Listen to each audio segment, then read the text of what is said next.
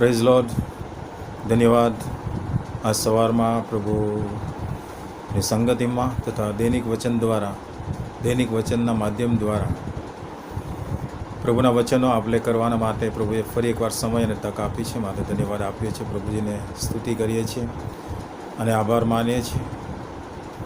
છેલ્લા સમયમાં આપણે કેટલાક સાવચેત રહેવું બહુ જરૂરી છે, કેમ કે બાઇબલની ભવિષ્યવાણીઓ આપણે જોઈ શકીએ છીએ, સાંભળી શકીએ છીએ, કાને આપણે સાંભળતા રહ્યા છે, કેમ કે છેલ્લો સમય છે. એટલા માટે વહાલો આપણે બહુ જ સાવચેતીમાં રહેવાની જરૂર છે, કેમ કે બાઇબલના એક એક વર્ડ, એક એક શબ્દ સત્ય થઈ રહ્યા છે.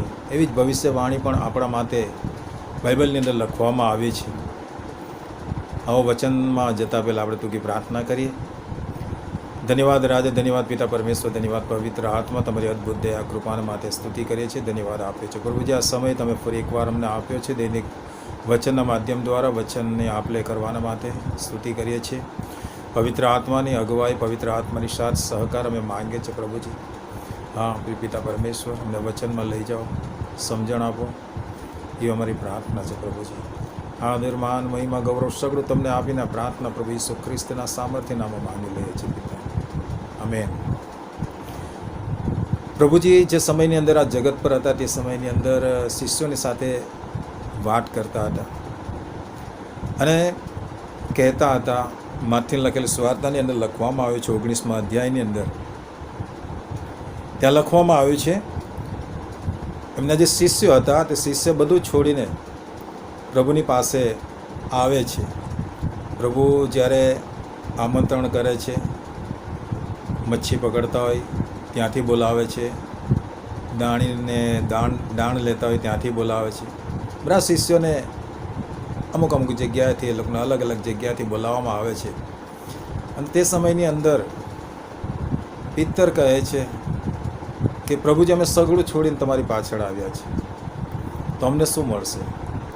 ભલા આપણે પણ બધું છોડીને, ઘણા દાસો છે, દાસીઓ છે, પોતાનો પરિવાર છોડી દીધો છે, પોતાના ઘરનાને છોડી દીધા છે, પોતાના લોકોથી અલગ રહીને પ્રભુની સેવા કરી રહ્યા છે. પણ વાલાઓ, એ સેવાની અંદર શું પરમેશ્વર ખુશ છે કે નહીં તે આપણે કદી ક્યારેક વિચાર્યું હશે? વાલાઓ, બાઇબલ આપને સમજાવે છે. પ્રભુ ઈસુ ખ્રિસ્ત એક ભવિષ્યવાણી કહે છે અને તે કહે છે 19મા અધ્યાયની અંદર 30 કલમ કહે છે, પણ ઘણા જેઓ પહેલાં તેઓ છેલ્લા થશે અને જેઓ છેલ્લા તેઓ પહેલાં થશે. વાલાઓ, આ એક ભવિષ્યવાણી બહુ અગત્યની છે આપણા માટે. આપણે સગળું છોડીને પરમેશ્વરની પાછળ, પ્રભુના સેવાની અંદર, પ્રભુના કાર્યની અંદર, ધન દૌલત બી આપણે પાછળ મૂકીને, નોકરી, રોજગારો આપણે પાછળ મૂકીને પ્રભુની આગળ આપણે પ્રભુની સેવા લઈને ચાલી રહ્યા છીએ. તો આપણી સેવાથી પ્રભુ પ્રસન્નચિત્ત છે યા નથી? કેમ કે બાઇબલ આપણને પ્રભુના વચન કહે છે કે જેઓ પહેલાં તેઓ છેલ્લા ને જેઓ છેલ્લા તેઓ પહેલાં થશે. બાઇબલની અંદર એવી રીતના બાબતો બની છે. હા, બાઇબલની અંદર એવી બધી બાબતો બની છે. જ્યારે જાખીના ઘરની અંદર પ્રભુ ત્યાં જાય છે ત્યારે જાખીને કહે છે કે આજ મારે તારા ઘરે આવવું છે અને તારી સાથે જમવું છે. લોકો વિચારતા હતા કે આ એક દાણી, એક ખરાબ વ્યક્તિને ત્યાં જાય છે. પણ પ્રભુ ત્યાં કહે છે, શું કહે છે? પ્રભુ ત્યાં કહે છે કે આજ આ ઘરની અંદર તારણ આવ્યું છે. તો એ કેટલાક એના શિષ્યો હતા, એની પાછળ દોડતા હતા, એની પાછળ ચાલતા, એની સાથે રહેતા. તો છતાં પણ જાખીને પહેલું આમંત્રણ મળી ગયું અને કહ્યું કે આજ આ ઘરમાં તારણ આવ્યું છે. સરળથી આગળ થઈ ગયો જાખી. સિમોન કોડિયાના ત્યાં પણ તે પ્રભુને આમંત્રિત કરે છે. સિમોન કોડિયાને ત્યાં જાય છે, પ્રભુ જમવાના માટે આમંત્રિત કરે છે. અને આપણે વિચાર કરવા જેવી બાબત છે, જ્યાં પ્રભુને બોલાવવામાં આવે છે, પ્રભુ સિમોનને આમંત્રણ સ્વીકારીને પ્રભુ સિમોનના ઘરે આવે છે. અને ઘરમાં આવ્યા તે સમયને સિમોનના જીવનની અંદર કેવું ફીલ થતું હશે કે મેં પ્રભુને બોલાવ્યા, મેં મારા ગુરુને બોલાવ્યા છે અને મારા ઘરની અંદર આમંત્રણ. એનું છાતી ફૂલાતી હશે, પણ એ છાતી ફૂલાવામાં એ બધી બાબતો, જે પ્રભુને આમંત્રિત કર્યા, પ્રભુને જે સન્માન આપવાનું હોય, એ તો સગળું ભૂલી જાય છે. એના મનમાં કે હું કંઈક છું, હા, તો તેવા સમયની અંદર ત્યાં એક બાઈ આવે છે, એક બેન આવે છે, અને તે જે મરિયમ જેનું નામ કહેવામાં આવે તે પ્રભુના પગ પર અત્તર ચોરે છે અને આંસુઓથી લૂછે છે એના પગ. પછી એના વાળથી જે અત્તર ચોર્યું હોય છે, આંખોમાંથી આંસુ જે પડ્યા હોય તે લૂછે છે. તે બધી બાબતો પ્રભુ જોવે છે. અને ત્યાં ઘણા બધા જે શિષ્યો હતા તે લોકો કહે છે કે આ કેવો વ્યક્તિ હશે એમ. સિમોન કોળીઓ પણ તે જાણે છે, તે પણ તેના મનમાં બી આ વિચાર આવે છે કે આ પ્રભુ કેવા હશે, કે આ જે તને એને પકડી રહી, જેને અડકી રહી છે તે કોણ છે એટલું તો એણે જાણવું જોઈતું હતું. તેના જીવનની અંદર એવી બધી બાબતો વિચારતી હતી, વિચાર આવ્યા કરતા હતા. ત્યારે પ્રભુ તેને કહે છે કે સિમોન, તું શું કામ એવા વિચારો કરે છે? સિમોન, તું શું કામ એવા વિચારો કરે છે? જેના વધારે પાપ માફ થયા છે તે વધારે પ્રેમ કરે કે જેના પાપ ઓછા માફ થયા તે વધારે પ્રેમ કરશે? જેનું કર્જ વધારે હતું તેનું કર્જ માફ થયું તે વધારે કર્જવાળો વધારે પ્રેમ કરશે કે પછી ઓછા કર્જવાળો પ્રેમ કરશે? એમ પણ પૂછવામાં આવે છે. ત્યારે સિમોન કહે છે કે જેનું વધારે માફ થયું તે વધારે પ્રેમ કરશે. તો બસ એ જ બાબત અહીંયા આપણે જોઈ શકીએ છીએ કે સિમોન કોળીએ આમંત્રિત કર્યા પ્રભુને, પણ તે સિમોન કોળીઓ રહી ગયો. અને તે પહેલાં મરિયમબાઈ, તેને સન્માન મળી ગયું.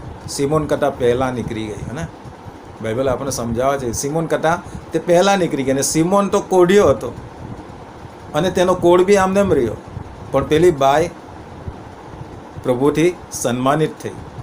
એ જ રીતના જ્યારે આપણે જોઈ શકીએ છીએ કાલવીના વધસ્તંભની આજુબાજુ જેઓને વધસ્તંભ જડવામાં આવ્યા હતા, એક બંને બાજુ પ્રભુની, એક આ બાજુની, એક આ સાઈડ પર, ડાબી અને જમણી સાઈડ પર. ત્યારે પણ એક ચોર પ્રભુને કહે છે કે તું તારા રાજ્યમાં આવશે, તું તારા રાજ્યમાં આવે ત્યારે મને યાદ કરજે. અને પ્રભુએ ત્યાં શું કહ્યું? તેને કોઈ પણ જાતની કાલાવાલા કરી નહીં, તેને બાપ્તિસ્મા લીધું નહીં, તેણે કશું જ કર્યું નહીં. પસ્તાવો નહીં કર્યો. ખાલી એટલું એક બે શબ્દ તેણે કહ્યા અને ત્યાં પ્રભુએ કહ્યું આજ તું મારી સાથે પારાદીસમાં હોઈશ. વાલો, એક બાબત સમજવા જેવી અને જાણવા જેવી છે. આપણે બધું છોડીને પ્રભુની પાછળ દોડી રહ્યા છીએ. કેટલા વર્ષથી આપણે વિશ્વાસ કરી રહ્યા છીએ, કેટલા વર્ષથી આપણે પ્રભુના કાર્યમાં મંદી રહ્યા છે, પ્રભુની સેવા કરી રહ્યા છે, આપણે સંદેશાઓ આપી રહ્યા છે. પણ આ બાબત આપણા જીવનની અંદર જાણવા જેવી બાબત છે કે પ્રભુ મારી સેવાથી પ્રસન્ન છે કે નહીં.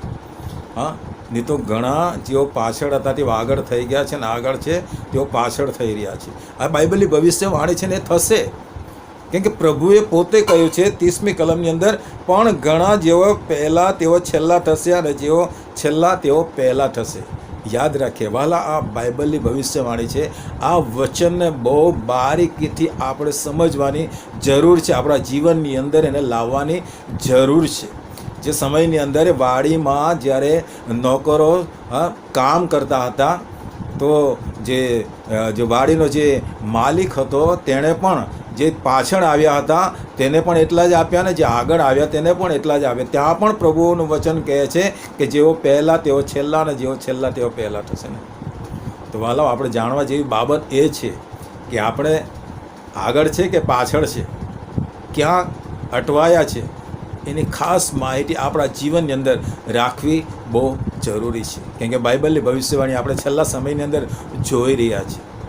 ટીવીની અંદર, પેપરની અંદર, કાનોમાં આપણે સાંભળી રહ્યા છીએ, જોઈ રહ્યા છીએ, બધું થઈ રહ્યું છે. 24મા અધ્યાયની અંદર આપણે જોઈ રહ્યા છીએ. માથીને લખેલી સુવાર્તાની 24મા અધ્યાયની અંદર આપણે પ્રવેશી ચૂક્યા છે. ને પ્રભુએ કહ્યું છે જાતિ જાતિની વિરુદ્ધ, દેશ દેશની વિરુદ્ધ, પ્રજા પ્રજાની વિરુદ્ધ, બધું થઈ રહ્યું છે વાલાઓ.